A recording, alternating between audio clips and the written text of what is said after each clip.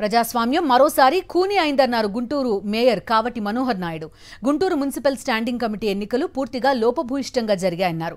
రహస్య ఓటింగ్ ప్రక్రియ ద్వారా ఎలక్షన్ నిర్వహించాల్సి ఉండగా సభ్యులు ఎవరికి ఓటు వేశారో తెలిసిపోయేలా ఎలక్షన్ నిర్వహించారని మండిపడ్డారు. అంబేద్కర్ రాసిన రాజ్యాంగం మరోసారి ఖూనీ అయిందన్నారు. కార్పొరేటర్లను సంతలో పశువుల్లా డబ్బు సంచులు కుమ్మరించి కొనుగోలు చేశారని ఆగ్రహం వ్యక్తం చేశారు. ఇలాంటి ఎన్నికలు ఇదివరకెప్పుడు చూడలేదంటున్న గుంటూరు మేయర్ మనోహర్ నాయుడుతో మా ప్రతినిధి Ashok face to face. Guntur municipal corporation హాల్లో స్టాండింగ్ కమిటీ ఎన్నికలు జరుగుతూ ఉన్నాయి. ఇప్పుడే మేయర్ మనోహర్ నాయుడు తన ఓటు హక్కును వినియోగించుకుని బయటకు వచ్చారు.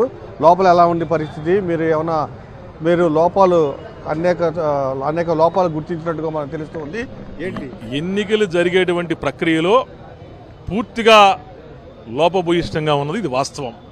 నేను ఇప్పుడే రిటర్నింగ్ అధికారితో కూడా మాట్లాడాను. నేను ఓటు వేయడానికి వెళ్ళినప్పుడు నాకు బ్యాలెట్ పేపర్ ఇచ్చేటప్పుడు నాకు కౌంటర్ ఫైల్ మీద నా పేరు, నా సంతకం పెట్టించుకున్నారు. దాని పక్కనే సీరియల్ నెంబర్ ఉంది. యాస్టీస్ అదే సీరియల్ నెంబరు నాకు ఇచ్చేటువంటి బ్యాలెట్ పేపర్ మీద అదే సీరియల్ నెంబర్ ఉంది.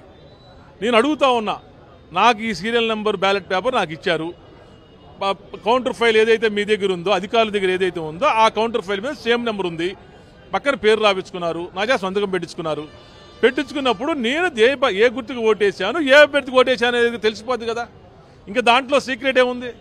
ప్రజాస్వామ్యబద్ధంగా ఎన్నికలు జరగాల్సినటువంటి పరిస్థితి ఉన్నది కదా. కేంద్ర రాష్ట్ర ప్రభుత్వాలు, కేంద్ర రాష్ట్ర ఎన్నికల అధికారులు కూడా స్పందించాల్సిన అవసరం ఉంది కదా. ఈరోజు ఈ విధంగా ఎలక్షన్ చేయాల్సిన అవసరం వచ్చిందంటే వ్యవస్థలను తూట్లు పొడుస్తూ ఉన్నారు, వ్యవస్థల్ని పక్కదో పట్టిస్తూ ఉన్నారు. ఈరోజు ఎన్నికలు జరిగేటువంటి విధానం కూడా నేను ఇప్పుడు అధికారిని కూడా అడిగా, ఇది తప్పు, ఇది మంచి పద్ధతి కాదు, దీంట్లో మీరు తప్పుదో పట్టిస్తూ ఉన్నారు, ఎన్నికల విధానాన్ని తప్పుదో పట్టిస్తూ ఉన్నారు. రాజ్యాంగబద్ధంగా జరగాల్సినటువంటి ఎన్నికకి మీరు ఎక్కడా కూడా ఏమీ లేకుండా కూడా, సీక్రెట్ అనేది లేకుండా కూడా ప్రజాస్వామ్యాన్ని గౌరవించాల్సిన పరిస్థితి ఉండి కూడా మీరు ఈ విధంగా చేస్తాం, ఇది మంచి పద్ధతి కాదని చెప్పారు. ఈ ఎన్నిక పూర్తి స్థాయిలో వాళ్ళ యొక్క అధికార దర్పంతో జరిగినటువంటి మాట వాస్తవం. ఎందుకంటే మాకు నామినేషన్ వేసే రోజుకి మాకు 33 మంది సభ్యులు ఉన్నారు, వాళ్ళకి 23 మంది సభ్యులు ఉన్నారు. అంటే 10 మంది సభ్యులు ఎక్కువ మంది ఉన్నారు. అయినా సరే వాళ్ళు నామినేషన్ వేశారు. వేసిన తర్వాత వాళ్ళు శాసనసభ్యులు కార్పొరేటర్ల ఇళ్ల మీద పడి డబ్బు సంతులు తీసుకొని వాళ్ళని పార్టీలో చేర్పించుకోవాలి, పార్టీలో చేర్చుకోవడం కొంతమంది నయానో భయానో వాళ్ళని భయపెట్టేటువంటి కార్యక్రమం తీసుకుంటా ఉన్నారు. వాళ్ళు చెబుతా ఉన్నారు అభివృద్ధి చూసి వాళ్ళు వచ్చారంట. ఏమండి, అభివృద్ధి చూసి వచ్చారో, దేని చూసి వచ్చారో, వాళ్ళు అధికారం కోసం వచ్చారో, డబ్బు సంచులు తీసుకొని వచ్చారో, దేనికి వచ్చారో అది మీ మనస్సాక్షికి తెలుసు, పైనుడు భగవంతుడికి తెలుసు, గుంటూరు నగర ప్రజలకు తెలుసు. అది ఒక 15 సంవత్సరాల నుంచి చూస్తా ఉన్నాం, ఇలాంటిది ఎప్పుడు జరగలేదు. ఈ కొత్త సమస్యకు తెరదీశారు. తప్పకుండా ప్రజలందరూ కూడా దీన్ని గమనిస్తారు. తప్పకుండా రాబో కాలంలో మీకు తగిన గుణపాఠం కూడా చెప్తారు. కోర్టుకి వెళ్ళే అవకాశం ఉందా దీనిపై? చూద్దాం, అది న్యాయపరంగా న్యాయ సలహాలు కూడా తీసుకుని ఏ విధంగా ముందుకెళ్తాలో మేమైతే ఆలోచిస్తాం.